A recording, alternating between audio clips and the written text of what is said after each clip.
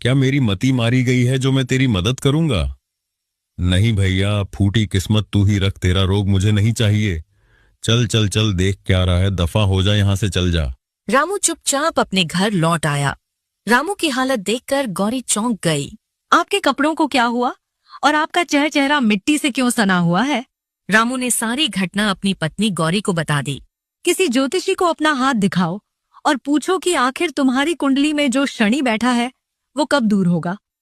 किसी पंडित से दोष निवारण करवाओ, हवन करवाओ, पूजा करवाओ, कुछ भी करो, लेकिन घर पर कुछ धन तो लेकर आओ।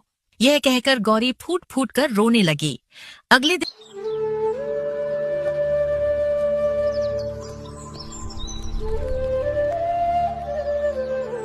रामू सीधे जमींदार की हवेली जा पहुंचा।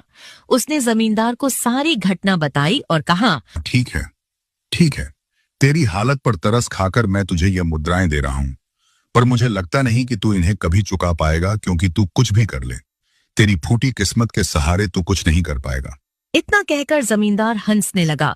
रामू क्रोधित होकर हवेली से बाहर निकला और बाजार से एक नई कुल्हाड़ी खरीदकर दोबारा जंगल चला गया। जंगल पहुंचकर रामू लकड़ियां काटने के बजाय एक वृक्ष के नीचे बैठकर रोने लगा। अरे अब तो सारा गांव मेरा मजाक उड़ाने लगा है। पता नहीं मेरा जीवन कब तक इसी तरह कटेगा।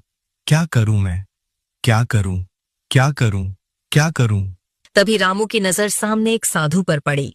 अरे जब भी जंगल में आता हूं तो इन्हें तपस्या में लीन ही देखता हूं। आज क्यों ना अपनी किस्मत के बारे में साधु महाराज से ही पूछूं।